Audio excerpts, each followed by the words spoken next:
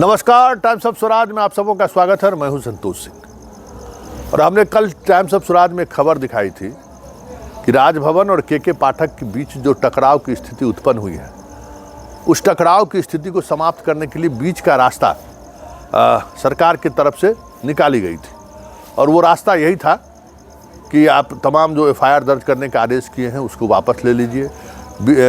जो बैंक खाते को जो आपने फ्रीज किया है वो फ्रीज वापस ले लीजिए। मार्च का महीना है, सभी तरह के कामकाज होने हैं, इसलिए आप उसको वापस ले लीजिए और फिर नई तिथि घोषित कीजिए और उस दिन वाइस चांसलर और बाकी जो विश्वविद्यालय के जो अधिकारी हैं वो आपके बैठक में शामिल होंगे। लेकिन आज दोपहर बाद 9 तारीख को पाठक ने जो बैठक बुलाई थी, उस बैठक में नहीं शामिल होने का पत्र राजभवन के द्वारा जारी किया गया है। जरा इस पत्र को देखिए।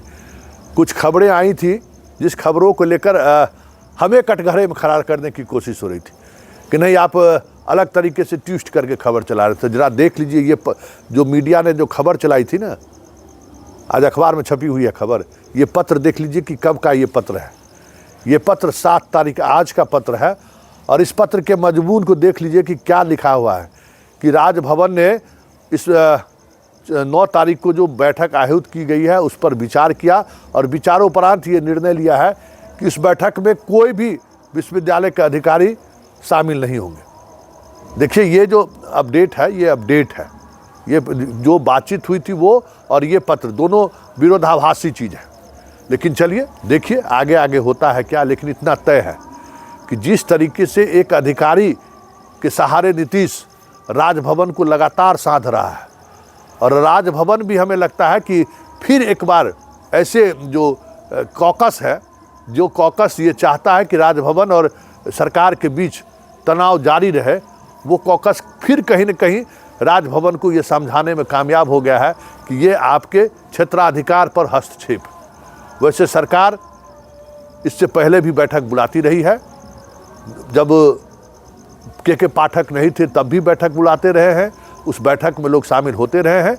तो ये जो जिद है ना, इस जिद का बिहार के उच्च शिक्षा पर कितना असर पड़ेगा ये तो कहने वाली बात है। लेकिन इतना तय है, इस जिद की वजह से जो चीज़ें आगे आने वाले समय में देखने को मिलेगा, शायद राज्यपाल महोदय और राज्यपाल महोदय का जो वो जो चंडाल चौकड़ी है ना, वो भी कल्पना नहीं कर पाया होगा कि इस पत्र के बाद सरकार क्या सलूक करेगी। शायद राज्यपाल को ये भ्रम है कि एनडीए के साथ नीतीश आ गए हैं तो और हम अमित शाह के खासम खास हैं तो बहुत कुछ हम नीतीश पर दबाव बना सकते हैं।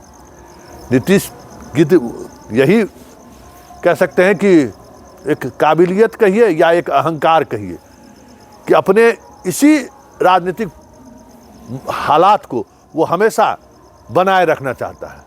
और जब से राज्यपाल पाठक को लेकर नीतीश पर हमला किए हैं, भले वो राज्यपाल से मिलते हैं, जुलते हैं, जन्मदिन के दिन उनको बधाई देने के लिए अपने घर पर बुला लेते हैं, घर पर आकर मुख्यमंत्री के आवास पर आकर राज्यपाल बधाई देते हैं, जो आज तक इतिहास में कभी नहीं हुआ होगा। हमको लगता है कि कोई राज्यपाल किसी मुख्यमंत्री के घर पर चल जाए और उसको बधाई दे दे, वो सब भी कर लिया। लेकिन नीतीश कुमार कभी के पास माफ़ी शब्द नहीं है।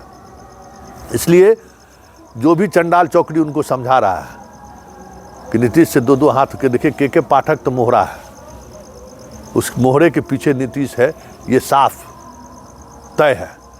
क्योंकि नीतीश के जाने के बाद ये चीज़ें बदली है और ये जो बदलाव है, इस बदलाव को याद करिए, न अशोक चौधरी स्वीकार करने को तैयार है न विजय चौधरी, क्योंकि दोनों कई मौके पर बयान दे चुके हैं कि बैठक में तो आना ही पड़ेगा। क्योंकि और आप सरकार से इस तरीके से लड़के कोई विश्वविद्यालय का कुलपति या रजिस्ट्रार ज़्यादा दिनों तक सहज नहीं रह पाएंगे। क्योंकि जिस तरीके से हाई कोर्ट में चीज़ें चल रही हैं कि जो विभाग अभी तक यूटिलाइजेशन सर्टिफिकेट नहीं दिया है, उस पर एजी ने क्या कार्रवाई किया है, उस पर सुनवाई चल रही है। पाठक का हाथ ऊपर इसलिए भी है और उस मामले में सबसे ज़्यादा अगर कोई एक विभाग यूटिलाइजेशन सर्टिफिकेट नहीं दिया है तो वो विश्वविद्यालय है। इसलिए जो रजिस्ट्रार और जो वाइस चांसलर हवा दे रहे हैं राजभवन को, सचेत रहिए बेऊर जेल तैयार हो रहा है और जिस स्तर पर तैयारी चल रही है, बहुत कुछ आने वाले समय में देखने को मिलेगा, क्योंकि आचार संहिता लागू होते ही अधिकारी और जो है सो अपने अंदाज में काम करना शुरू कर देंगे। और ऐसे में जनता जब आपके साथ नहीं है तो अधिकारियों का मनोबल और बढ़ जाता है। उच्च शिक्षा में वाइस चांसलर और रजिस्ट्रार और परीक्षा नियंत्रक को लेकर भी आम लोगों में उस तरीके का भाव नहीं है। आम लोग भी ये समझने लगे हैं कि ये लोग सिर्फ नौकरी करते हैं, पढ़ने पढ़ाने से कोई मतलब नहीं है। वो इमेज बनाने में भी सरकार कामयाब रही है। इसलिए बहुत कुछ जनता के स्तर पर आपको सहयोग मिलेगा, ऐसा भी नहीं लग रहा है। ऐसे में पाठक की अगली कार्रवाई देखने वाली होगी।